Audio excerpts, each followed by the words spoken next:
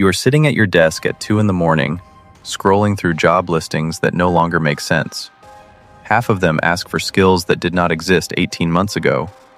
The other half feel automated already, stripped of anything that once required judgment or taste, or the particular way you learned to solve problems over 15 years of doing this work. There is a tightness in your chest you cannot name. It is not exactly fear.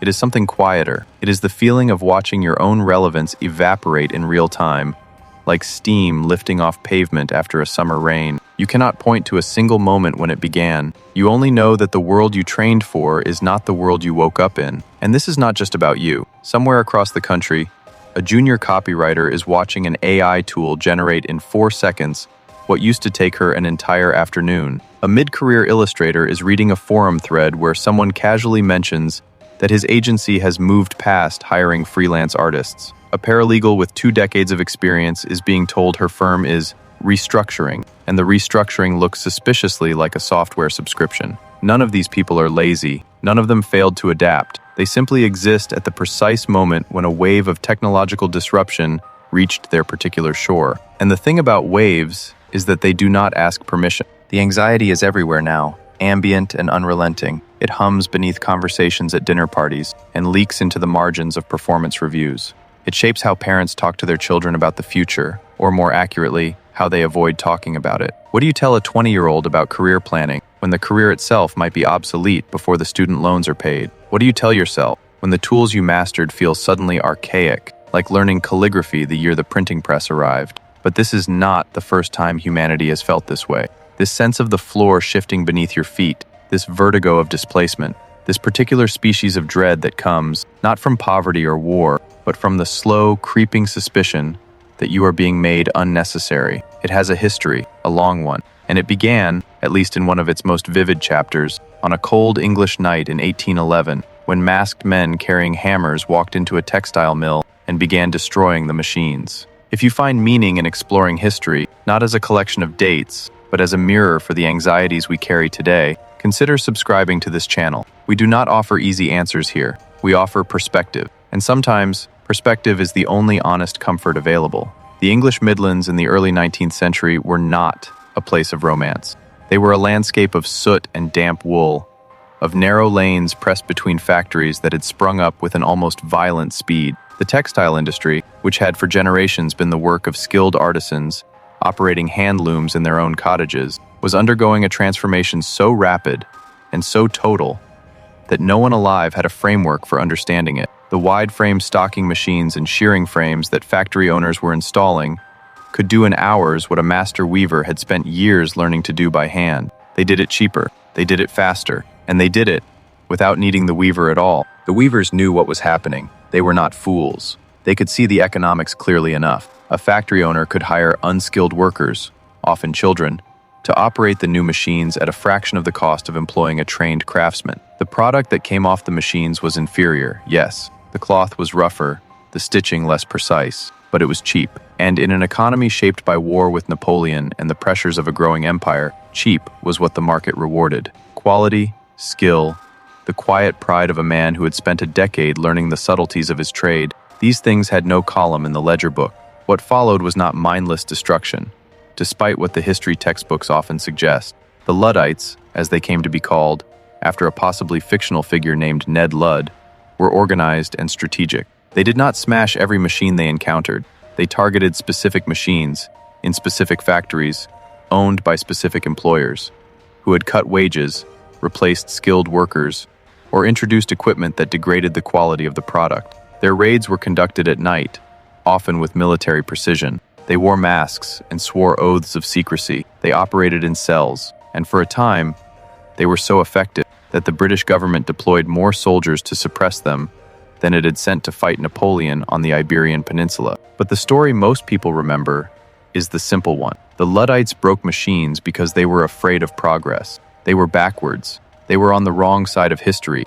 This narrative is almost entirely a distortion. What the Luddites feared was not the machine itself. What they feared was what the machine meant, that a lifetime of skill could be rendered worthless overnight, that the dignity of their labor could be stripped away by an economic logic that valued speed and cost above all else, and that there was no institution, no government, no church, no community structure, capable of protecting them from this particular kind of destruction. They were not afraid of the future. They were afraid of being erased from it. The emotional atmosphere of those years is difficult to overstate. Entire communities that had built their identities around the craft of weaving found themselves in free fall. It was not simply that men lost their incomes, though that was devastating enough. It was that they lost the thing that made them who they were. A weaver was not just a job description. It was a social role, a family tradition, a source of standing. When the machines arrived, they did not just take the work, they took the meaning, and the response from those in power was predictable. The Frame-Breaking Act of 1812 made the destruction of machinery a capital offense. Men were hanged for it. Others were transported to penal colonies in Australia. The message from the state was unambiguous. The machines will stay, and you will adapt, or be crushed. The language of progress was deployed like a weapon. Anyone who resisted was not merely wrong, but morally deficient, clinging to a past that had no right to survive. Now sit with that for a moment, because if you strip away the period details, if you remove the wool and the hammers and the gas-lit factories, what you are left with is a psychological architecture that should feel disturbingly familiar. The junior copywriter watching AI generate her work in seconds is experiencing the same fundamental crisis the Nottingham weaver experienced in 1812. It is not a crisis of unemployment, though that may come. It is a crisis of identity. When the thing you do, the thing you spent years learning to do well, when that thing can be replicated by a system that does not understand it, does not care about it, and does not need you to operate it, something breaks inside the framework of meaning you have built around your life. And that breakage is not an economic event. It is an existential one. The parallel runs deeper than most commentators acknowledge.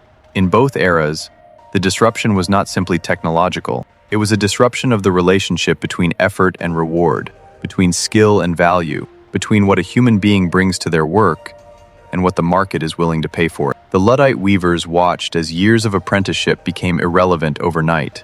Today, professionals across dozens of fields are watching as years of education and experience become, if not irrelevant, then suddenly less rare, less valued, and less distinctly human. The feeling is the same. You trained for a world that no longer exists, and no one warned you. There is also the question of quality, which haunted the Luddites, and haunts us now. The cloth produced by the early machines was, by the weaver's standards, shoddy. It lacked the finesse, the subtle variations, the evidence of a human hand that marked a well-made piece of fabric. The weavers were not wrong about this. The machines did produce inferior goods, but the market did not care, because the machines produced those goods at scale and at a price point that made quality a luxury rather than a standard. Today, the same argument plays out in every creative field. AI-generated text lacks nuance. AI-generated images lack soul. AI-generated code lacks elegance. These criticisms are often valid, and they are often irrelevant because the market, once again,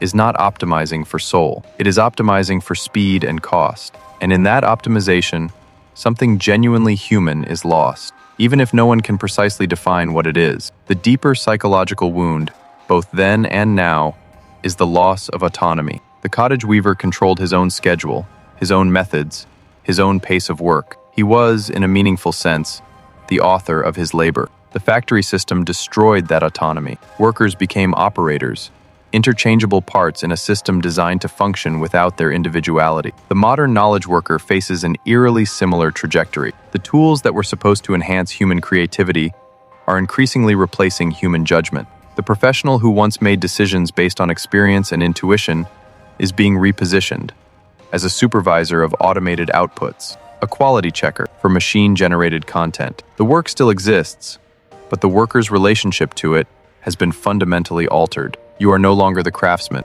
You are the person who watches the machine. The philosopher Simone Weil, writing in the 1930s about factory labor, described what she called uprootedness, a condition in which a person is severed from the sources of meaning that once anchored their life. Weil argued that work, at its best, was not merely a way to earn a living, but a way to participate in reality, to impose order on the world, to experience oneself as capable and necessary. When that experience is taken away, whether by a factory system or by an algorithm, what remains is not just economic hardship. What remains is a kind of spiritual vacancy, a hollowness that no paycheck can fill. The Stoics, centuries earlier, would have framed this differently. but arrived at a similar place. Epictetus, himself a former slave, taught that a person's freedom lies not in controlling external circumstances, but in controlling one's response to them. The weaver cannot stop the machine.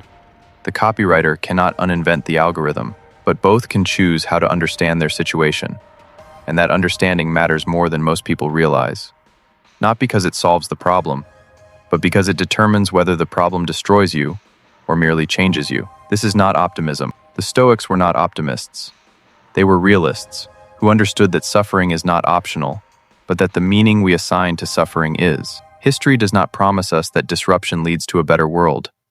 Sometimes it does, but that eventually contained generations of suffering, displacement, and despair. The weavers who lost everything did not live to see the world their suffering helped create. They simply lost. And the honest reckoning with our own moment requires us to sit with the possibility that we, too, may be the generation that bears the cost, rather than reaps the reward. What the Luddites teach us, then, is that the anxiety you feel right now, that specific combination of dread and disorientation and grief, is not a sign of weakness. It is not a failure of adaptation. It is the natural human response to being caught in the gears of a transformation you did not choose and cannot control. The machine changes. The feeling does not. It is late again. The screen glows in the dark of your room, and the cursor blinks in an empty search bar.